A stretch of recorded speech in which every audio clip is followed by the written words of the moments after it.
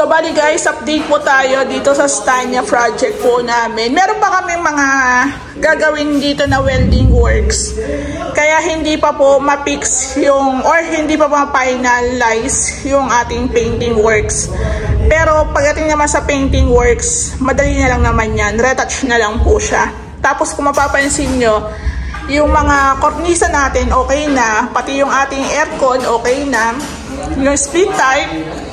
Tapos yung ating mga ilaw, naka-install na rin po yan. Ayan, o diba?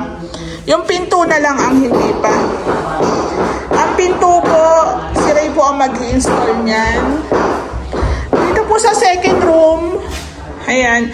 Kung papapansin nyo, may butas doon. Ito po yung para sa window type. Tapos guys, yung hangin pasok. Pasok. Diyan na lang po isasalpak. Pag sa full renovation po namin, kasama na po yung pag-i-install ng window type. Let's say meron kayong existing na window type. Pwede pong abangan na lang namin po yan ng pinakabutas. Tapos pwede po kami ang mag-install niyan. Meron na rin po tayo nakaabang dyan na outlet. Tapos guys, sa Ray House Makeover, 1 to sawa kayo kung ilang gusto nyong ipalagay na mga outlets katulad dito. Ayan. So, dito po sa pinaka-hallway, meron din outlet sa baba, meron din sa taas, meron pa dito. Ayan, madami. Dito po yata yung sa internet. So, sa hagdan mula sa hagdan, papunta dito, hallway. May hallway dito. Medyo maingay lang. So guys, kung may unit po kayo Stania, full renovation po kami. Kasi medyo malayo po sa Lumina. So kung gagawa man po kami is yung na po, pangmalakasan na, buuhan na. So dito po, nakapaglagay na po ng roofing sa front extension. Naka-concealed gutter din po tayo dito.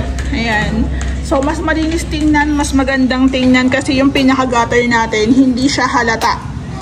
Ang parang sa NEPA po namin dyan is 2x6 na tubular. Tapos, buti po dito sa Stania, pwede sila ng long span. Ayan, 0.4 po yung kapal, okay na po yan. So, napansin ko, yung mga tech screw, wala pa po siyang pahid, hindi pa po siya nalagyan ng waterproofing, ng Pulkasil. Ayan. So, meron na rin po siyang flashing. So, ito guys, hindi pa siya totally natapos. Ayan. Pipinturahan pa po yan. Lalagyan ng Pulkasil, lalagyan ng sista, tapos pipinturahan. Para yung flashing natin, isang pintura lang, tsaka yung ating roofing. Diba? So, napakalinis ng gawa. Actually, wala pa nga pong pintura yan. Ayan o. So, yun din po ang kagandahan talaga pag umuulan. Matetesting natin yung mga leaks. Diba?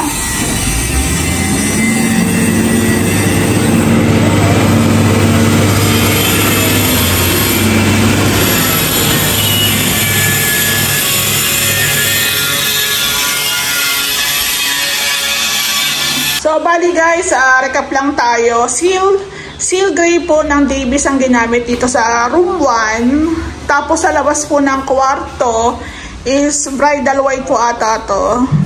Tapos dito po sa second room, limerick green Davis po yan. Tapos ito po bridal white. Tapos ayun nga, naka PVC panels din po tayo dyan. Merong plain, meron din pong group. Ayan. Plain o kaya may group, parehas lang maganda. Depende na lang po sa taste na nagpapagawa. So, advice ko rin po na pag nag-ongoing renovation po ang unit, pwede na po natin ipa-install yung mga split type AC natin. Ayan, abang po. Tapos, yung mga accessories po natin, pwede nyo na rin po yan i-ready. So yung taas halos gawa na, halos pintura na lang po ang kulang nito, tsaka yung mga outlets, yan, kakabit, pinto. Yung hagdan na po yung susunod. Ayan. Actually, ang tiling works natin dito, hagdan na lang po at saka yung sa garage area. So, meron lang si Sir konting request sa amin. Gusto niya kasi itong ating hagdan is palitan po ng, parang same po ng kapal nito, tubular, kasi square bar lang po ito. So, gusto ng may-ari, ganito po ang itsura, lahat. So, ito po, ita-tiles po yan. Ita-tiles. Ayun po yung tiles. Ayan yung tiles. Tapos guys, ito yung bathroom nila. Yung bathroom po, yung combination po ng tiles, si ma'am po ang pumili niyan. So, ito po combination siya ng gray na may touch po ng brown wood look design na tiles.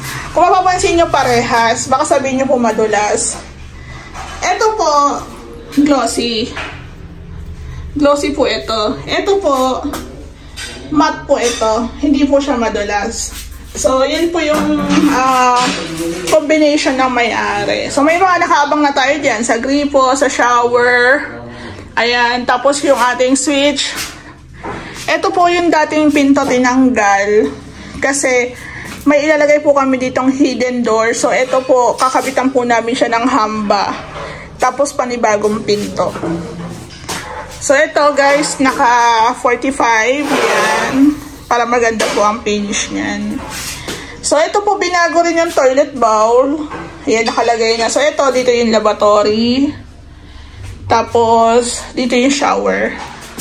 Kadalasan naman, ganito lang naman yung laki ng mga bathroom. Usually, 120 by 180. Ito nga, medyo malaki-laki to. Siguro 150 to. 150 pinakalapad. So, ang kulang na lang po dito, kisame. Kisame na lang po ang kulang. Ayan, no.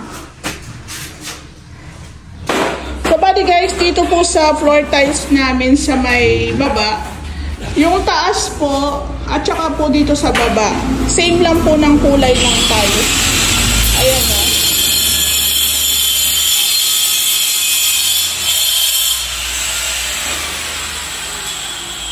So, bali ako po, mas advice ko yung tiles natin sa taas, tsaka po dito sa baba, same na lang.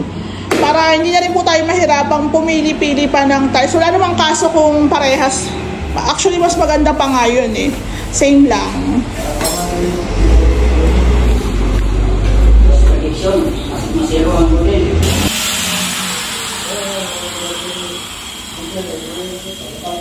Tapos ipakita ko lang po yung kitchen area ni ma'am. Actually, hindi ko siya pinapakita sa page, pero ipakita ko sa YouTube para po doon sa mga nag-aabang sa aming renovation. Dito po sa style niya, maraming may mga bawal, pero dito po sa kontrata namin ni ma'am, kung ano po yung gusto nilang ipagawa, meron po kami waiver na kontrata na kung ano po yung gusto nilang ipagawa, wala po kaming pananagutan doon. Kumbaga, kung magkaroon man ng problema is between developer na lang tsaka sa homeowners. So, ito yung request nila, baguhin yung lababo. Dati dito po yung lababo. So, inurong namin, tapos ginawa namin bar counter kasi yun ang gusto nila. So, ito na po yung kanilang extension. Yung maliit extension, ito na po siya. Ayan, naka-tiles din po ito. Same doon. Tapos, dito po sa lalagyan ng cabinet. Nakataas po ng konti yan. Ayan o. Diyan na po i-install yung cabinet nila. Magpapa-install po sila ng aluminum. So, ito na po yung ating kitchen.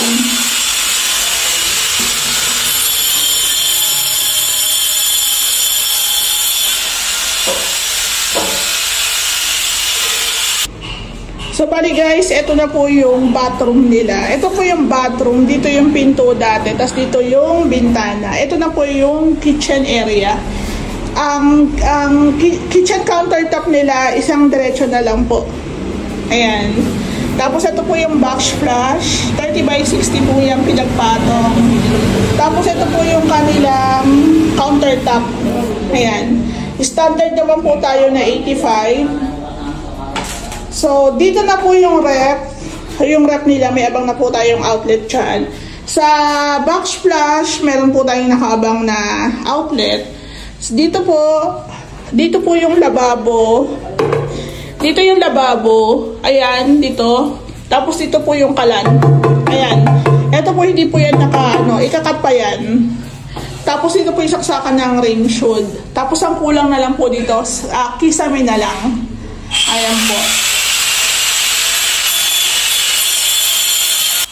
So, ayan guys, akala nyo maliit lang yung ating Stania unit Nung na-renovate na po namin siya, bigla siyang lumaki. Diba? Hindi ko lang siya pinapakita sa page. Pero, yun. Ito na po siya. Panoorin nyo po sa YouTube channel natin. So, malawak na siya. Meron tayong recessed ceiling dito. Wala po itong cove. Tambol lang siya. Tapos, ginamitan namin ng PVC panels. Ayan, tapos ang palibot niya kornisa. Tapos ito, ayan. Dito po, naka-PVC panels din po ito. So, bali ang gagawin na lang po dito, yung hagdan, storage, TV console, tapos yung cabinet dito po sa may ilalim po ng wire counter. Yun lang. So, may konti na lang tayong ceiling works. Yung mga pinto sa kwarto, ikakabit na. Yung pinto po dito, ikakabit na rin po yan. Yung tiles dito, ikakabit na. Tapos, ongoing na po yung pagtatiles dito sa garage. Ayan. Ongoing na po siya.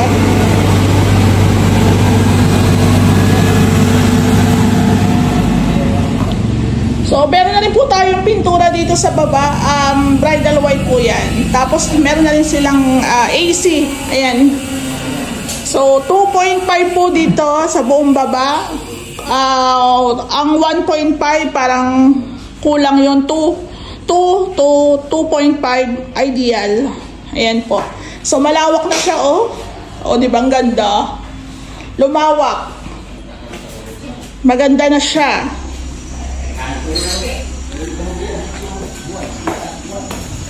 So, tiling works pa tayo dito. 40 by 40 ang ginamit. Tapos dito nga po pala wala na kaming gagawing ceiling works dito. Ayan na siya. Hardiplex o Shera board. Gate na lang ang kulang. Sige, go mo na yan. So, bali guys, ganito na po yung itsura niya. Meron na siyang roofing. Ayan. Tubulars lang po ang ginamit natin dyan. Ito pong flashing natin, pipinturahan pa po yan. Lalagyan pa po ng waterproofing.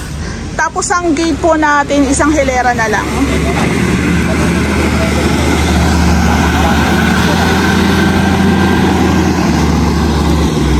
Isang hilera na lang po yung ating gate.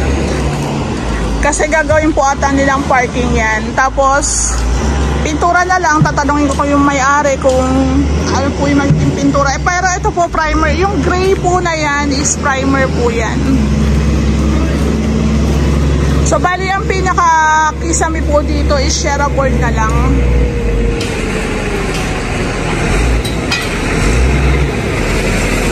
Tapos meron din po tayo ditong gutter. Parang pinaka-drainage.